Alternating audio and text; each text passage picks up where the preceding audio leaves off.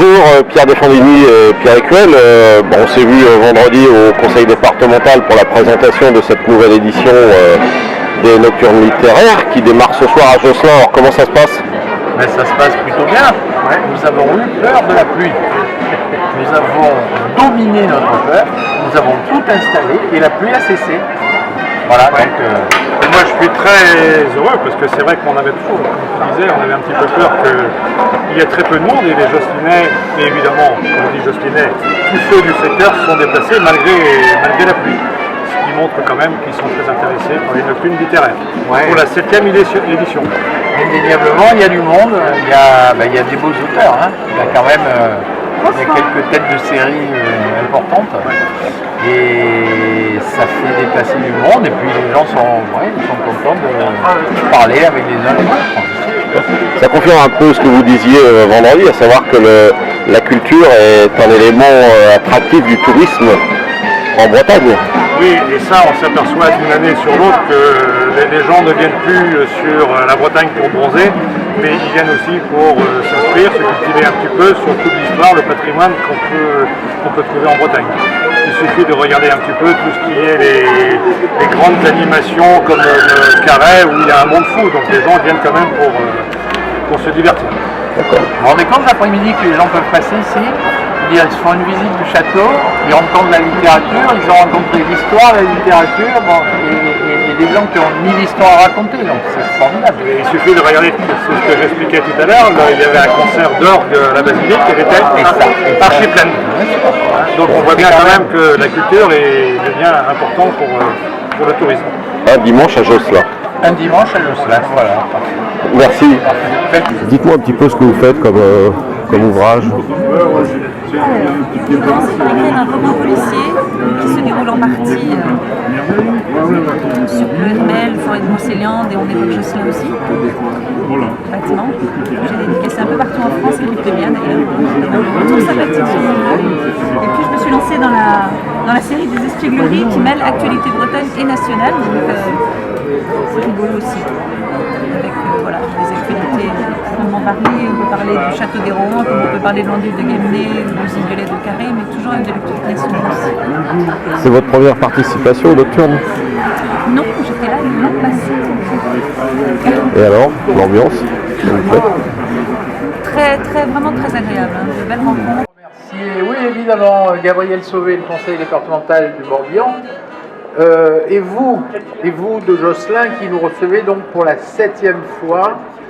Et 7 ans, c'est l'âge de raison, donc peut-être allons-nous devenir sages. C'est une formidable nouvelle. Et dans notre sagesse, nous avons encore un peu ouvert à la nouveauté cette année, puisque nous avons été associés à l'opération du Centre national du livre qui est parti en livre, même si cet après-midi les mômes ne se sont pas précipités.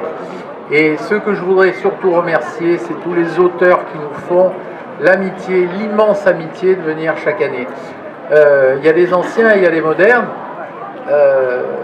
Les anciens se reconnaîtront, Philippe, Serge, Marie Le Gall et plein d'autres que je remercie, même si je ne peux pas citer tout le monde. Je voudrais infiniment remercier pour leurs premières apparitions Sarah Briand, qui a fait une remarquable biographie de Simone Weil et qui est donc très dans l'actualité et que je vous conseille. Maud Simoneau, qui vient pour la première fois aussi, accompagnée de son amie, Lise Chasteloup. Laetitia Colombani, qui est actuellement, vous avez vu partout, notamment dans On n'est pas couché. Après On n'est pas couché, elle va attaquer un petit peu plus tôt, elle fait Nocturne littéraire simplement, donc ça l'amènera moins tard. Et en tout cas, tous ces gens, tous ces hommes, toutes ces femmes qui ont écrit pour votre plaisir, eh bien, je vous conseille de les approcher, de ne pas hésiter à parler avec eux, à savoir ce qu'il y a dans leurs livres et à regarder un peu, à écouter toutes les jolies histoires qu'ils ont écrites. Je remercie aussi infiniment, parce qu'elle vient de loin, Calouan, qui est une magnifique auteure jeunesse et qui est un petit peu plus loin là-bas, à côté de Clotilde de Vernos, de Jean-Luc Le Pogat. Et je vous engage vivement à aller voir tout ce que cette jeune femme sait faire.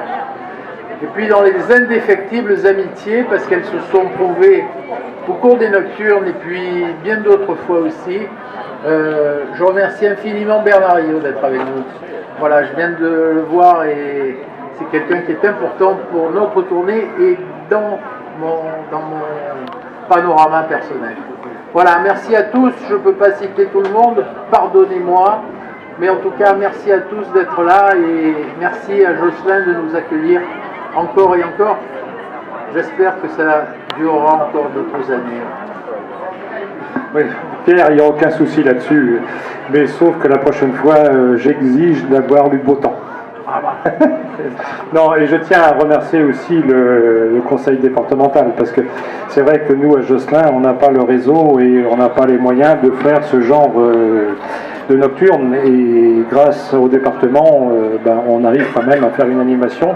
C'est vrai qu'ici, on a un cadre magnifique, je crois que tout le monde se plaît, et il suffit de voir que malgré la pluie, les gens sont là.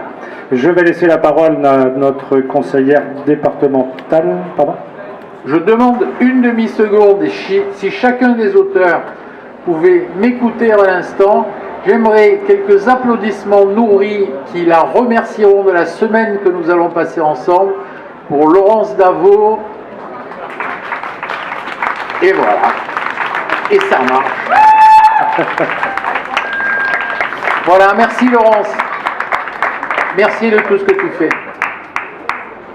Et merci également, parce que je n'ai pas tout à fait terminé, Charlotte et Dorothée qui s'occupent du petit vélo folio là, et qui sont un élément essentiel puisqu'elles vous permettent, au-delà des auteurs qui sont présents, d'avoir accès à des ouvrages de fond, de l'actualité, de l'année qui sont parus.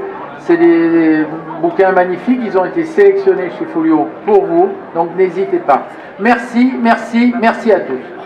Bonsoir à tous et puis bien sûr bienvenue. Moi je vais commencer par remercier tous nos écrivains qui sont présents, bien que le temps, mais bon, nous avons le soleil dans le cœur, hein, bien que le temps soit pas très au top ce soir. Donc encore un grand merci à vous tous pour votre disponibilité pour être présents. Je rappelle donc que le conseil départemental a à cœur de promouvoir donc la lecture. Nous le faisons déjà au sein des médiathèques et tous ces événements qui permettent de permettre aux lecteurs de rencontrer les écrivains. Et écoutez, nous sommes tout à fait partants pour les accompagner. Je voudrais remercier aussi Pierre, bien sûr, Pierre qui vous êtes donc la cheville ouvrière aussi, ouvrière pardon de ces salons, qui se passent en nocturne, donc il faut aussi une grande disponibilité. Et puis bien sûr, je remercie mon collègue Pierrick Yvel, donc qui accompagne cette manifestation. Je vous souhaite à tous une bonne soirée, beaucoup d'achats, beaucoup de lectures à venir. Et puis bien sûr, nous avons à cœur de reproduire cet événement tous les ans. Hein, c'est attendu avec impatience, c'est un rendez-vous incontournable pour notre petite ville que je vous amène aussi à côtoyer, à visiter, à découvrir. Nous avons aussi beaucoup de richesses.